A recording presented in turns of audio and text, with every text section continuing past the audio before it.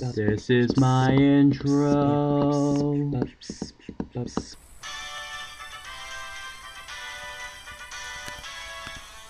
And one ToneGeek here, back with another ToneGeek's Pokemon White adventure, in which for some reason when I ever enter this gym, the camera seems to freak the fuck out, and you can hardly see Toku, Clyde, or pretty much any of the other scenery that just is remotely brighter than everything else.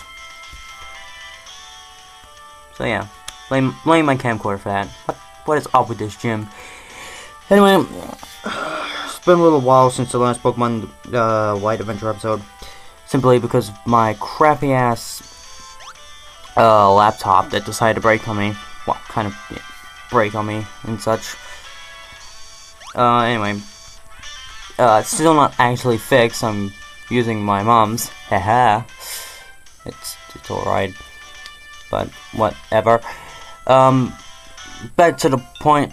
We in this episode, in the last episode we were exploring Nimbasa City, and I was contemplating the fact as to why the game wasn't Europeanized for us Europeans, I guess. But frankly, I don't care for sports, so really, I don't care. Anyway, in this episode, we are of course taking on the Nimbasa Gym. This is already gonna go so terrible. Fuck it. Let's leaf tornado this bitch up. Damn, that's really not a good sign. But then again, this thing is part flying. This is, I don't know what to call it. Emolaga? That's why I'm just Emolaga? It's a unique electric flying. Well, I say unique, I mean, I'm pretty much Zapdos was the first unique electric flying type, probably. Whatever. Because of this, is actually immune to ground, which is kind of okay, but it's still very weak to ice, for some reason, and rock, which would actually be very good for TMNT. But if you haven't gathered by now, its name is supposed to be the abbreviations of Teenage Mutant Ninja Turtles. Because it's a turtle. Or is it a tortoise? Oh, whatever. So, that kind of works slightly in my favor. Anyway... yeah, really not much to talk about, especially if this girl's gonna have, like, tons of these damn things, unless this is our second and last of this thing. Okay. Yeah, I really don't like Emolaga. It's an annoying piece of crap for whatever reasons. I haven't really encountered it that much, except for when I took on this gym in my first playthrough of the game, and a few other trainers that may have had this thing. I don't know, it's just that it always seems to be a lot faster than my team ever was at every point I face this thing, because it has ridiculously high amounts of speed compared to its other stats. I mean, I could right now bring it up, because I'm on my laptop. Oh, I say my laptop. Emolaga. Anyway, according to this, yeah, its speed is a heck of a lot, better than everything else. It's pretty lousy defense and special defense, surprisingly, but okay, whatever. Yeah, this isn't really fun, is it, when I'm talking through the Pokemon battles. I find it a lot easier just to speed them up, so at least you still see what the trainer has, for whatever reason. And I don't have to somehow try and come up with some sort of funny or lustring speech of stuff. I don't know, it depends. If we run into any more unique Pokemon, then I might, show those, but otherwise I'll just cut the battles out, because, I really don't want to go through the troubles of having to find the battle music for this on the computer and throw it on here, since this is my mom's computer. Oh, and it's autumn now. Yeah, sweet. Sweet, go autumn. Go autumn. Anyway, I'll see you guys back in the gym. Some various random other things that you should know is that the main function of this gym, since it's in an amusement park area, but, you know, how many amusement parks do you actually see that just have a Ferris wheel and a roller coaster / gym in them, So anyway, pressing on these switches, and as you can see, well, as this says, the roller coaster's path has been changed. So quick, let's jump on it. No, duh! So we shoot up and drop off here. Might switch my Pokemon around a little bit. Let's see. I might want to switch TMNT, but at the same time, I might not want to because there's a high possibility that not everyone's gonna have that damn Emolagara. So, yeah. Plus, I would like to at least get my starter, you know, higher level than Twat. I mean, Twat's level 31. I mean, what the hell's up with that, huh? Anyway, welcome, Challenger. I will do the greatest of honors and accept your challenge. I decline.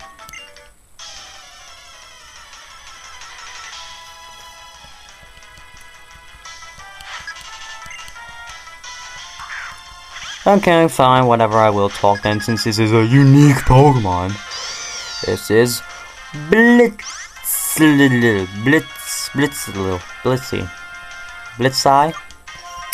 Blitzuru? Anyway, it's the only Pokemon he has, so I might as well just talk about this constantly and talk about... It looks like a zebra. I'm done.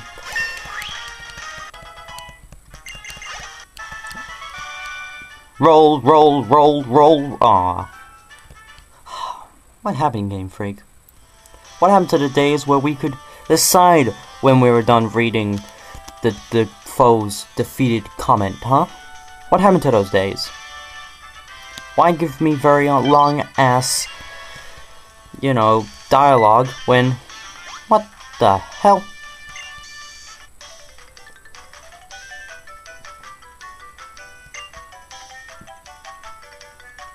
Anyway, like I was saying, even though I lost, I'm an ocean of calm, I think that's it. I barely just got that in time, because like I was saying, Ms. Elesa? So what, she was divorced or something? I mean, sure, I guess there may have been some sort of reason as to why she may have got divorced. I mean, as I mentioned a few episodes back, she has a surprisingly thin head compared to all the other NPCs. I mean, come on, just look at it. When I first saw her when I played this game, I was like, whoa, what the hell is up with her sprite? And why is everyone in roller coasters? I'm the only one that's supposed to be in roller coasters. Oh yes, I so want to meet Miss Elesa. I was making her name sound a lot fancier, but...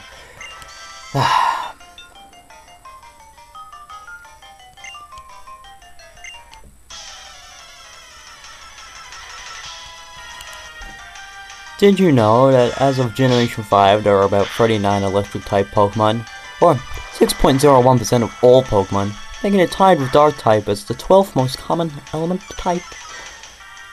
Yeah. There's about quite a lot of pure Electric types, some primary, and some secondary. For instance, Blitzel and its evolution is an Electric type. There are two others. Or, no, what am I talking about? There's one of a pure Electric type in this game that has, like, 2 more evolutions to it, and the final form of it has no weaknesses whatsoever, because for whatever reason, even though it's an Electric type, it has the ability, and the fact that it looks like a freaking fish, it has the ability to levitate. So, yeah. Great job there, Game Freak. There's also 2 primary Electric-type Pokemon in this game. One we've already seen, Emolaga. And then there are quite a few secondary-type ones. Well, about 3. Including a legendary. Anyway, I just wanted to spout off some random information since I was bored out of my mind. I mean, she only had one Emolaga, but my god, it was so boring. Whoa! Whee! Oh, what the hell is that? Some sort of supersonic game? I don't know why, and it's supersonic, it's just normally Sonic. But, okay. I'm gonna switch to TMNT because, well, I'm pretty much aware of Elesa's team since I have it right here in front of me, and believe me, there's a sort of pattern that you've been seeing throughout the course of this gym. It's somewhat noticeable, and I should really say it beforehand. And, yeah. I mean, let's see, throughout the course of this, and my god, that just freaking... I can't see Toku. My god, the screen's been kind of has a dark filter over the top of it while still saving it. You still couldn't see her, but that's not my point. That's not my point.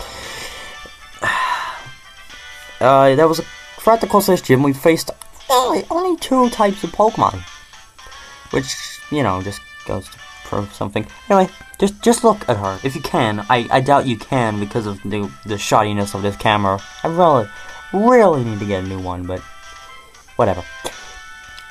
She just wanna. She a bulimic model or something? Did the fantastic speed leave you dizzy? My beloved Pokemon will be the next one to make your head spin. Damn, these gym leaders just don't really have much with the words, do they? Like a couple of sentences and bam. Here's a gym leader with what appears to be a couple of headphones, but really they're not plugged into anything. And she's just lying on the job. I mean, who does she think she is, Voltner? Only Voltner can lie down. At least he gets the courage to get up. Anyway, here is Gym Leader Elesa. And this is the first of our Pokemon, Imalaga. Surprise, surprise. Well, I won't actually give it away, but this Imalaga is electric flying type, as I already mentioned, with the ability Static, level 25, with the moves Quick Attack, Pursuit, Aerial Ace, and Volt Switch. As you can see here.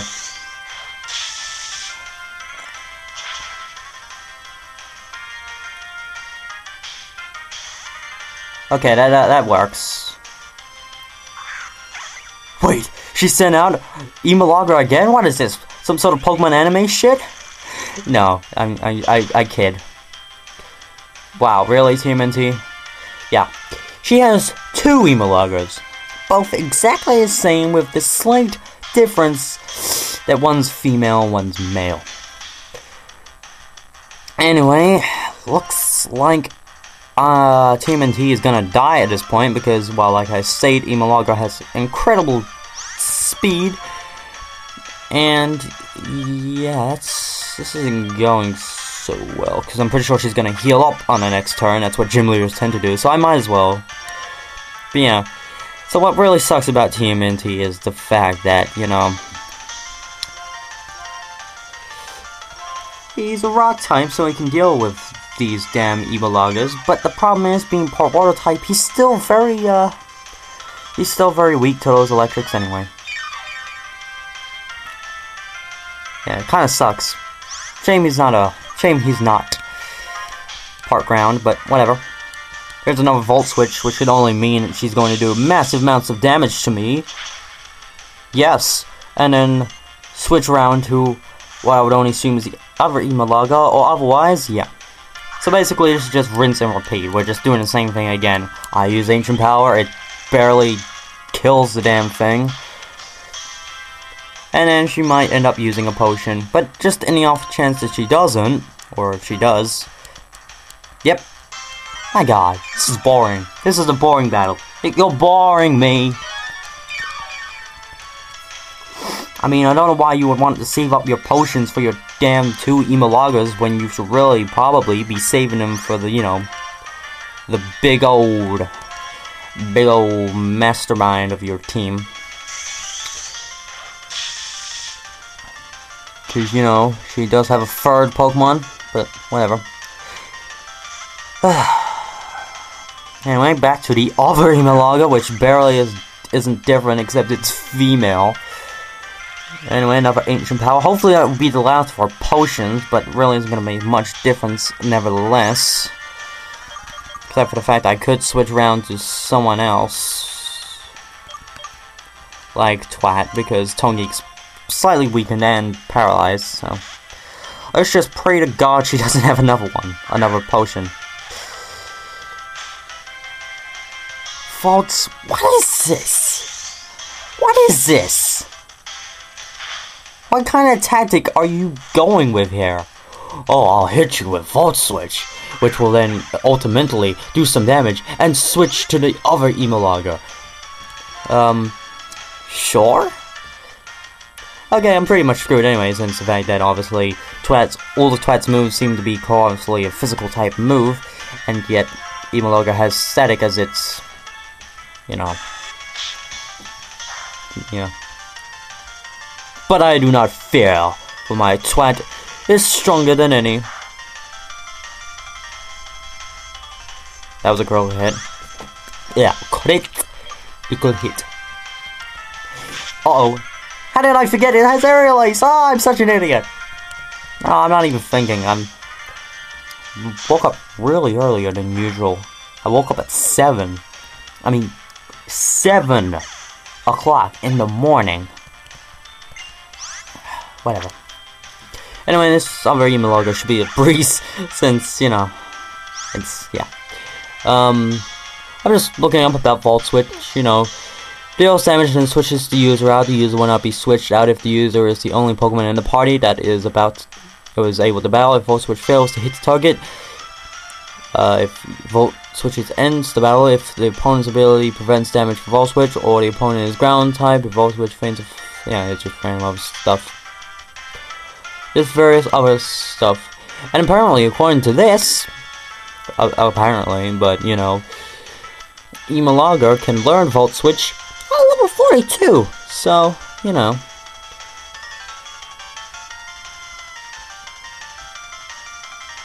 Anyway, but I digress, because I'm pretty sure I know why these Emologgers know it anyway, so.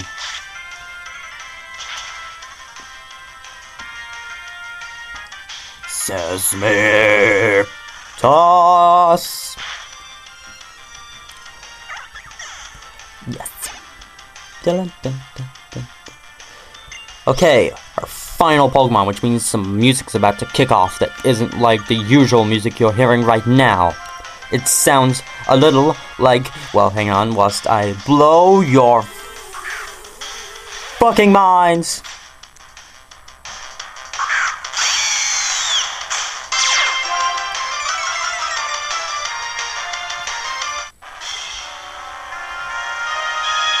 I'm not even gonna bother to read what she just said because, you know, she's a bit annoying.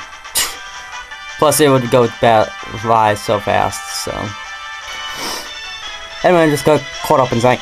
Anyway, yeah, as you can see, I kind of have a crocodile thing.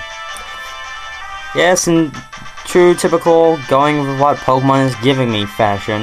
Not that I've ever really done it before, but I basically caught the Sandile or a Sandile off screen and grinded it up to level 30.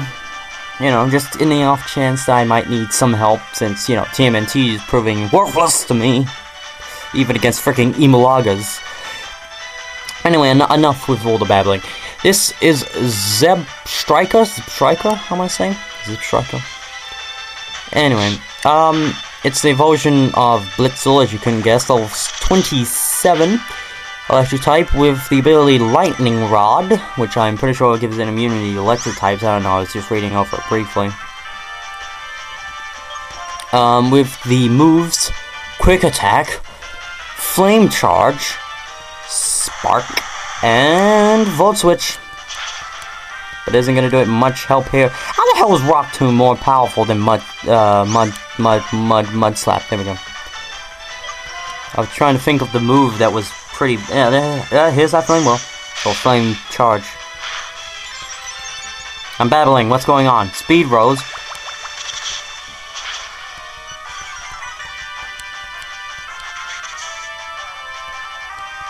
Oh, come on, man. Come on. You miss, and you die. Anyway, I hilariously named this crocodile thing Vector, you know. I felt like I needed to throw in a Sonic reference at some point in my life. Anyway, that does it for Elesa. A stretched out battle that wasn't really needed by me. My oh my, you have a sweet fighting style. I mean, you're a great trainer. Excuse me. Oh, here. I want you to have this. And we get Pikachu's tail in the form of a badge. Bing! We receive the Bolt Badge.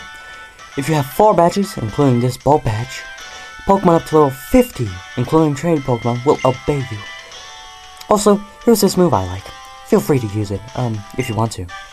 Thanks, I'll definitely use this U-turn wannabe. Or, you know, U-turn for electric types. Forward switch lets the Pokemon switch to a different Pokemon after attacking. Of course, if you don't have another Pokemon in your party, you can't switch. You're going to Drifile City next. Of course, there is a Pokemon gym there after all. Oh, I bet you won't be able to get there. You know what? I'll fix it so you can cross. Wait for me on Route 5. Basically, press the switch and wait for the roller coaster. Waiting for the roller coaster. Here we go!